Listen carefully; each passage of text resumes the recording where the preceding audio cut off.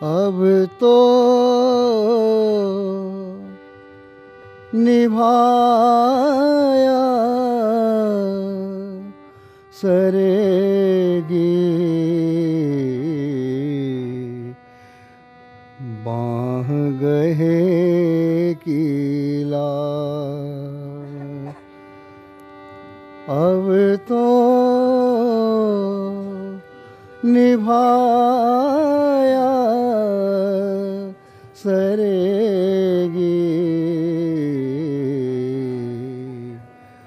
बाह गहे की लाज। समरथ शरण तुम्हारी सैया, समरथ शरण तुम्हारी सैया, सर्व सुधारन का।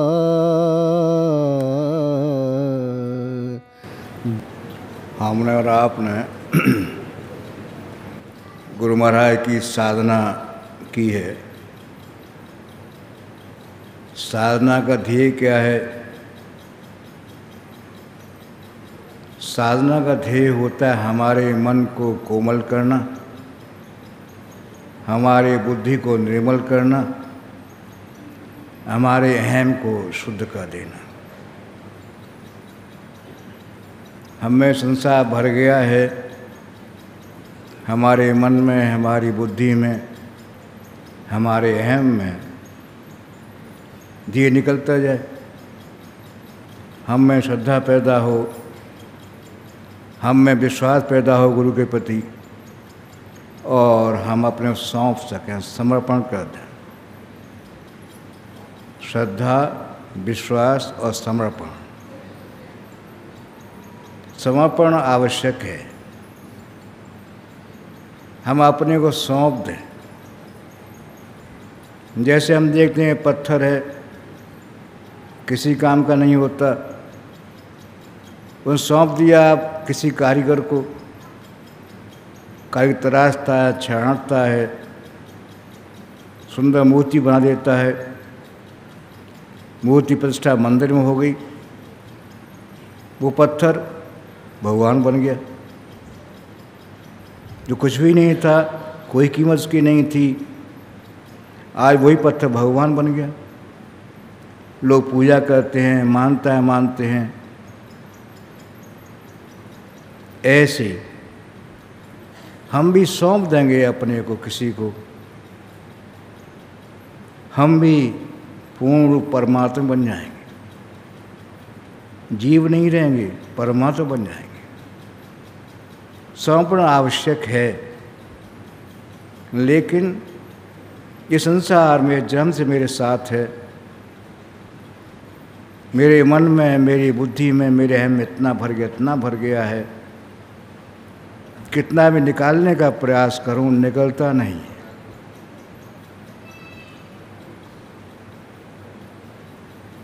जैसे किसी शीशी को हम साफ करते हैं, उसमें अंदर पानी भरा है, निकाल देते हैं, लेकिन गीली अभी है, उसमें कपड़ा भरते हैं, जिससे कपड़ा अंदर जाकर उस पानी को सोख ले। कपड़े खींच लेते हैं बाहर। लेकिन कभी कभी ऐसा भी होता है, कपड़े में गांठ बन जाती है। हमने डाल तो अंदर दिया, निकालने में दिक्कत होती, नहीं निकलता। संसार भरने में हमें कुछ नहीं करना पड़ा, शहद से भर गया, अंदर जाए गांठ बन गई उसकी, निकालना चाहते निकलता नहीं है। भर गया हमें, निकलता नहीं है। समर्पण कैसे करें? हमारी वश की बात नहीं, ये गांठ निकलती नहीं। दो उपाय शास्त्रों में लिखे हैं। पहला उपाय तिरस्कार, दूसरा उपाय प्रेम। तिरस्कार का रास्ता हमने आपने कई उदाहरण सुने हैं। विभीषण का उदाहरण हम लें। विभीषण लंका में रहते थे, इधर भगवान राम की पत्नी सीता का हरण हो गया, वो लंका में ही थी। हनुमान सुध लेने गए, लंका में ढूंढते रहे। एक महल बहुत सुंदर बना था, राम नाम अंकित था उस पर, तुलसी के बिरवे लगे हुए थे। सोचा कि जरूर किसी भक्त का मकान है ये, इनसे मिलना चाहिए। बे ये भी हुआ कि संत का मकान लंका में कहाँ से आया, लेकिन इनसन हट करे हों पहचानी, साथ हो न कारज हानि। इनसे मिलूँगा, मैं मिलूँगा इनसे। क्यों? संत से मिलने में कभी हानि नहीं होती, कुछ मिलेगा ही। इसलिए इनसे हट करे हों पहचानी, साथ हो न कारज हानि। प्रवेश किया महल में, विभीषण से परिचय हुआ। हनुमान ने परिचय दिया कि मैं राम का भक्त हूँ, लंका में आया था, देखा कि आपके मकान पर राम नाम लिखा है, तुलसी के पौधे लगे हैं। मैंने ये सोचा आप भी राम भक्त होंगे, फिर मैं आपके पास आ गया। दोनों बातचीत हुई। विभीषण बहुत प्रसन्न हुए कि भाई आज भगवान की कृपा से आप यहाँ आए हैं, वैसे यहाँ किसी वक्त काम ही क्या है। तब उन्होंने कहा कि मैं भी राम का भक्त हूँ, लेकिन क्या राम में स्वीकार कर लेंगे? हनुमान ने कहा कि अरे उनका तो काम ही जो कौन जा स्वीकार करते हैं। अरे नहीं, ऐसी बात नहीं है। दो बात विशेष हैं।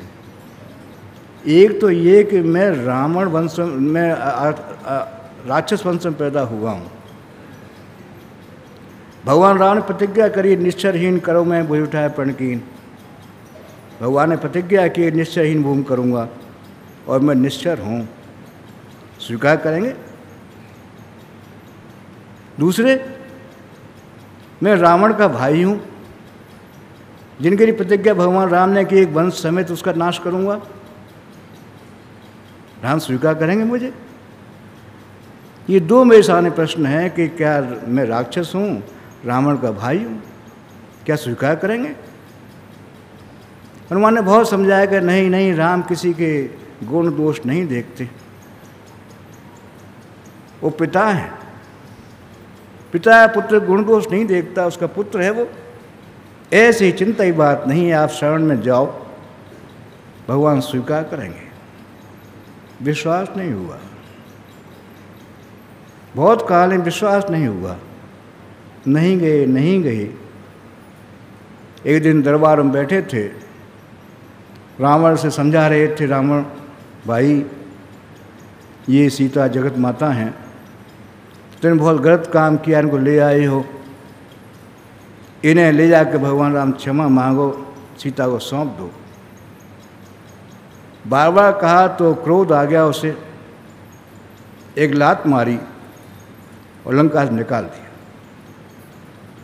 अब कोई ठिकाना नहीं रहा, तिरस्कार हुआ, भरी सभा में लात मार दी, लंका से निकाल दिया। महान तिरस्कार हुआ, कोई स्थान नहीं था जहाँ जाते। अंत वही याद आई कि भगवान राम की शरण में जाएं, और उस तरफ गए।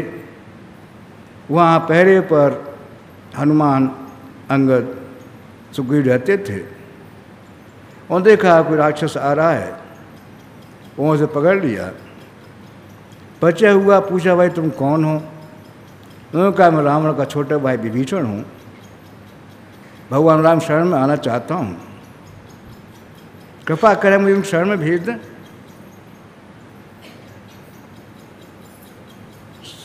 सुग्रीव हनुमान भगवान राम के पास गए, साथ समाचार कहा कि भगवान रावण का भाई शरण में आया है, अब शरण मांगता है, क्या करें? भगवान राम ने कहा कि भाई तुम राजा हो, मैं तो राजा नहीं हूँ, राजधर्म क्या कहता है तुम जानते होगे, क्या करना चाहिए? सुग्रीव का राजधर्म तो ये है कि दुश्मन का भाई है, हमारा भेद लेने आया होगा, न जाने क्या षड्यंत्र करके लाया होगा, हमारे यहाँ तो ये है कि कैद कर लो। भगवान राम ने कहा ठीक कहते हो तुम, राजधर्म ये है लेकिन राजा नहीं हूँ। मेरा तो पढ़ है कैसा भी कैसा ही पापी हो, कैसा ही दुराचारी हो, मेरी शरण में आता है उसे निराश नहीं करता। लाओ नहीं, मेरे शरण में लाओ उसे।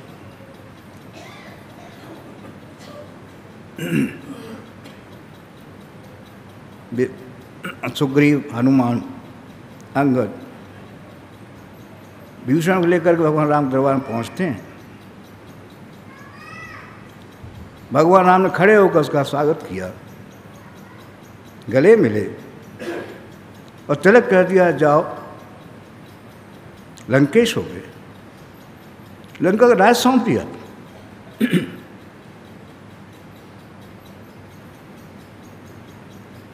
बड़ा पश्चाताप हो रहा है उसे। मैं सोचा राम क्या हमेशा व्यवहार करेंगे, लेकिन जैसे सुना था वैसे मैंने देखा। श्रवण सुजसन आया हूँ, प्रभु भंजन भववीर, त्राय त्राय आया था सरल सुगर वीर। मैंने सुना था,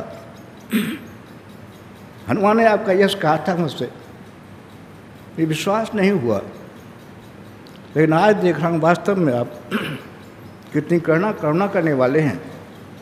मेरा अपराध नहीं देखा, मेरा वंश नहीं देखा, मेरा परिवार नहीं देखा, मुझे आपने कहाँ से कहाँ बिठा दिया। ये समर्पण का रास्ता है। तिरस्कार हुआ रावण से, तब राम की शरण में गए। एक रास्ता प्रेम का होता है। हमारे गुरु महाराज ने ये प्रेम का रास्ता अपनाया। जैसे किसी बालक को आप 1 रुपया दे दें, सिक्का दे दे, मांगते हैं नहीं देता, डर लगता है कहीं मुंह में दे ले, लेते हैं छीनते हैं रोता है, क्या करें? सहलाते हैं उसे, सहलाते हैं, धीरे धीरे सो जाता है। सो गया,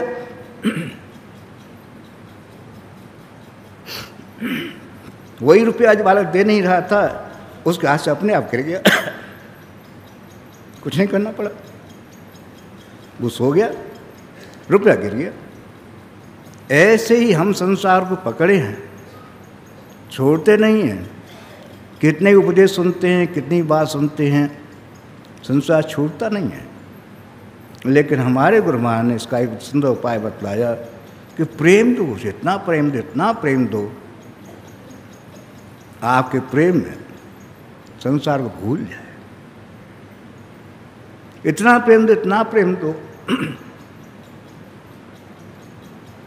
तो संसार को भूल जाए, आपको शरण हो जाए, आप पे आ जाएगा। वही सिद्धांत अपनाया, अपने में इतना जोड़ा कि हमें मालूम ही नहीं पड़ा कब उनके हो गए, कैसे हो गए। हमने सौंपने की बात भी नहीं सोची थी कभी, लेकिन वो मेरे मन में भरते गए, बुद्धि में भरते गए, अहम में भरते गए।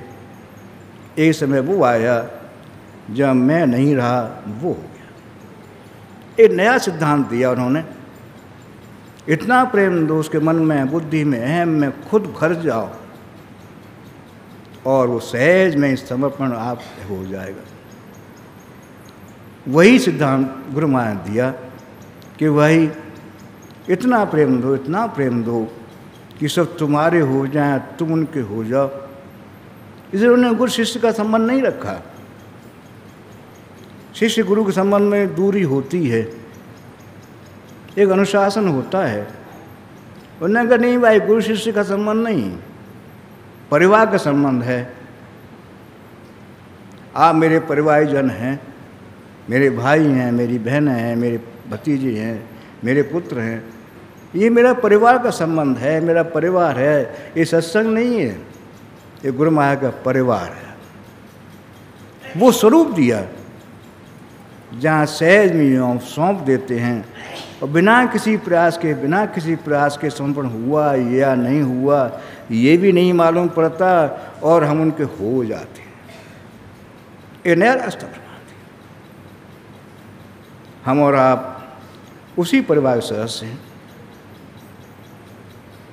कैसे आगे कोई इतिहास नहीं, क्या कर रहे हैं यही कुछ पता नहीं। सवेरे शाम याद कर लेते हैं, कभी याद किया कभी नहीं भी किया, श्रद्धा भी नहीं, विश्वास भी नहीं, लेकिन करते करते करते करते कहाँ पहुँच गए कि हमने सौंप दिया, अपने को सौंप दिया और उन्होंने भी कहाँ से कहाँ मिला दिया, हमें कांच से हीरा बना दिया। थे तो कांच, लेकिन जोड़ दिया।